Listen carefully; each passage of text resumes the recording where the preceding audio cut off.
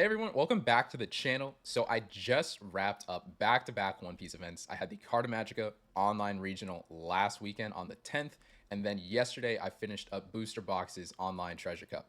And I just wanted to reflect a bit on the experience between the both of them because I think I've improved pretty dramatically over the course of the 2 weeks just from these two events alone. Last week I ended 7-3. I finished 54th place, which felt good, but also pretty sour at the same time for some specific reasons. And then yesterday I ended 6-3, but I started that run 0-2 and somehow clawed my way back into that 6-3 gap. It was a bit of a roller coaster, and I figured it would be worth sharing some of the insights that I had based off of those two events, not only for other people, but really for myself. Kind of a good way to reflect, maybe improve going into other events in the upcoming future. And this video, it's not really going to be a brag session type of video, not even a tournament post rant type of video. It's more so just sharing a bit of the highs, the lows, and what comes with competing in really big events, whether they're in person or online. I think there's a little bit of nuances between the two, but for the most part, I think it's pretty similar how you should go about tackling them and what comes about as you're playing round to round. Hopefully this can give some insight to newer players. Maybe you're getting started going to even a locals, but also really big events, kind of adjust what you can expect, how to not falter too much. And I know for a lot of veteran players, I'm sure you're grinding events, here and there. Maybe you're traveling, maybe you're just trying to get into every online event you can. I'm sure you can relate 100% to what I'm about to say. And if we just put into perspective, last week I went 7-3. And going 7-3 in a regional, getting 54th place, it felt good. It was my best placing I've ever done in an event. Finally broke the top 64 hurdle. Been kind of stuck at that for a minute. I've gone X3 a bunch of times, but when it comes to bubbling in, it depends on your tiebreakers in terms of the people you've played prior, how good were they performing. And it felt like a solid achievement. But the reason it was so sour was really because of how the last two rounds went for me. Starting off the day, I went 5-0. I actually got it off the wait list, so I wasn't even super stressed about it. My friend actually picked the deck for me that I was going to play an hour before, right before registration ended for waitlist players. So I was just very relaxed about everything the whole day. But I started out 5-0, great start. I think the second time I've ever started out 5-0. And then round 6, I played against Chris Sock. And I've played against him once before. He was on Shanks both times. Obviously a super great player.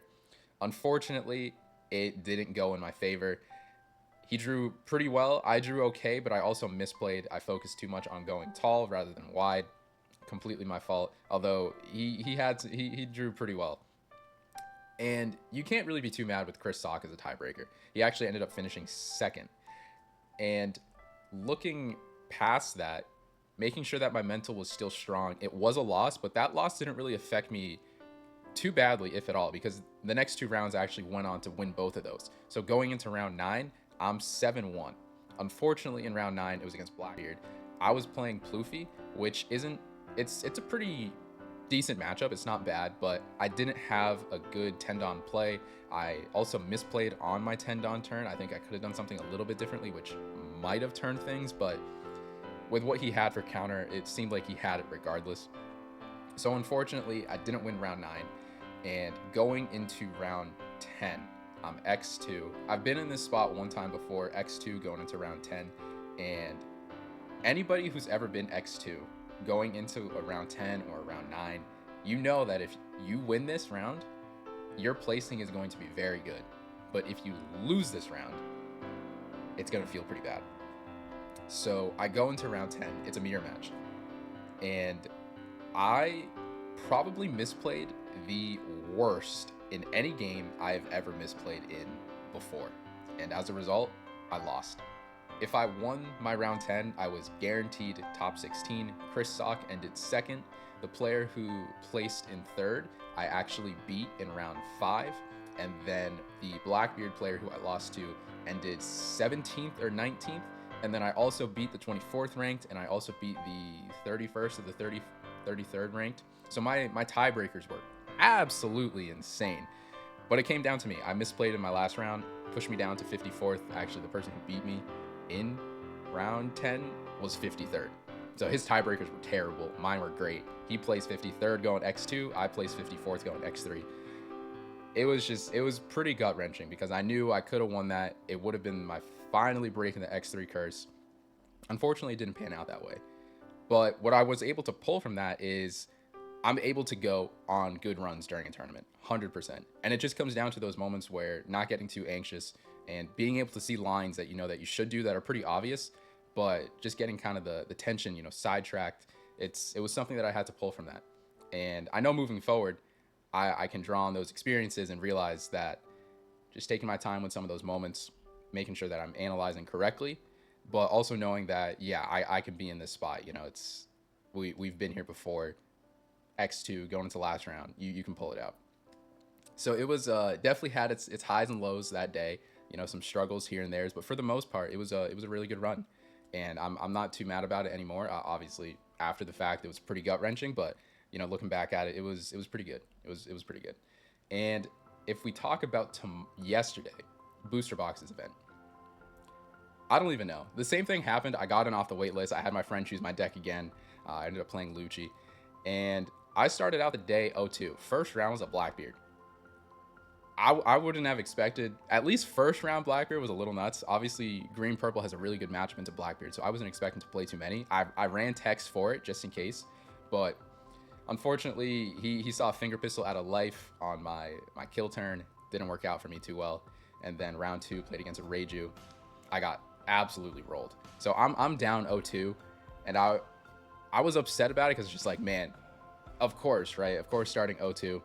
If I lose one more, I'll drop. So I just took it one game at a time. Literally every single round, just like, all right, one more game until we lose. And I actually ended up winning 6 in a row.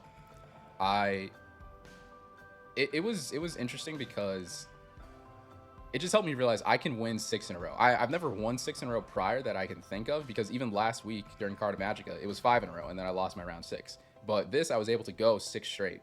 And I think it was round 6 or 7, one of those 2 rounds. I actually played against an extremely good player. He goes by the name 7-7. He's kind of the Dofi guy. He's won back-to-back regionals, I think, or at least topped and won multiple regionals. And that kind of showed me that, like, yeah, I can compete on that level. Maybe not nearly as consistently as the rest of these guys can, but I can at least contend on that level. So it was good. It was a good one to get under the belt, kind of, build up the confidence a little bit. But for the most part, just recognizing that, yeah, you can win 6 straight if you need to, even if you start out really bad. Just making sure that the mental doesn't absolutely tank, because that's what most of it comes down to, is keeping the mental high, being able to have a clear head so that you're playing appropriately. You're analyzing your opponent's plays. You're really just kind of strategizing accordingly. Unfortunately, I have a trend now that I've noticed just these past 2 weeks, is going into round 9, I'm also X2 again. Granted, my tiebreakers this time were absolutely terrible because I started out 0-2. Anybody who knows, when you lose like the first round or the second round, even the third round, your tiebreakers usually aren't going to be great, because the likelihood that the people who you lost to so early are going to do very well later on, it's just low, unless it's a notable player, recognizable player. Unfortunately for me, the 2 people who I lost to at the start, I don't think they won a game after beating me. So my tiebreakers were terrible. And in order to make top 64, because I wouldn't have been able to bubble into top 32, I would have need to win my last round. So if I lose my last round, I get knocked way back. But if I win, I make it into top 64. Unfortunately for me, Shanks is my kryptonite. I don't know. He saw a perfect curve. I don't think a Shanks could see more perfect than they need to. And unfortunately, I didn't really draw too much into what I needed to. I've never really played the control Shanks versus Lucci matchup, and it doesn't feel great. But yeah, I didn't really see too much to really even misplay. Just given the cards I had, there wasn't a whole lot of variance that I could do there. So unfortunately, that was a loss. And that loss didn't really feel great. Yeah, I started the day 0-2, so I was taking the day pretty lax. But after clawing my way back completely, it was kind of a tough way to go out.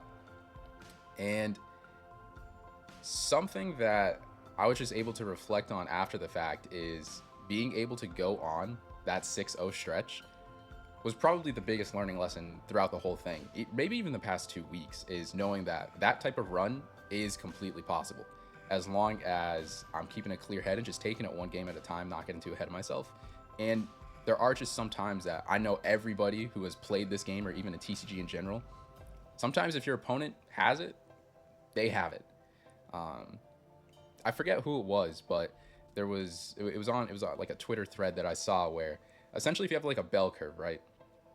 15% of the games you will always win because sometimes you will just draw better than your opponent. You will just have that because it's a card game, so there's RNG, there's levels of variance to it. So sometimes you will just have it. 15% of the games you'll always lose because your opponent will just have it. And it's up to you for that remaining 70% to be able to win and pull out those games. Because if you can win the 70%, or at least as close to that 70% as possible, then you just have to let the rest kind of take care of itself. And, good players win games that they should. Great players win games that they shouldn't. I'm not at that great player level nearly as consistently as I would like to be, but it is a process. I think everybody can relate to that, where you've had games that you should have won and you misplayed. You kind of threw things away. Maybe it was, you going into the last round X1, or you going into the last round X2, or even if you're X4 going into the last round, and you were finally about to break into the top 128 or whatever your individual hurdle is. I think everybody can relate to what I'm saying in terms of having those moments where you're so close to breaking that next hurdle that you've been trying to do for so long, and it just slips away. And I think it's important to just draw from those experiences, because those are what make you a better player in One Piece and TCG. It could be humbling for sure. It can definitely be humbling. And I think it was just good to kind of give some insight on sort of these past 2 weeks, how they've sort of shaped my direction moving forward, because we're in the One Piece kind of prime competitive season right now. I know everybody's grinding events. We got June regionals coming up, which is going to be the complete Wild West. We got start decks combined with OP11. If people predict what the meta is going to be completely, I don't know. I think it all depends on the start deck reveals, in my opinion. But we got a ton of events coming up, and just kind of recognizing there will be opportunities, and just take each one as they come. It'll happen for eventually. You just got to stick to it. So if you guys are out there going to these events, chasing top cuts, or just trying to break into day 2 maybe, or just break your individual hurdle, it's not easy, but every step forward 100% counts. And just being able to analyze your games that you lost, you won, why you did XYZ, how you lost tempo here or there, I think it's important to do that, because that'll just help you into future games. So that's kind of just my little tournament recap. I'm definitely walking away from these 2 events thinking about, what I did well, what I need to improve on into future events to not make the same mistakes. And I'm already looking forward to the next one, because I feel that the breakthrough for that top 16 for me is just right there. It's pretty close. So if you've had similar experiences, or tournament war stories or tournament woes, whatever it may be, maybe you've got such a good mental that that you can give tips to other people, feel free to drop them in the comments. But yeah, thanks for watching. Kind of little post-tournament spiel, yap session breakdown. I hope someone can draw from this. I'm kind of making this video for myself, but also for other people. Maybe this will help someone or relate to someone out there in terms of competing in these types of events. So if it helps you, it helps you. If not, no worries there. But yeah, thanks for watching. Feel free to leave a like, leave a comment, whatever it may be, and stick around for more One Piece content, and we'll catch you later. Peace.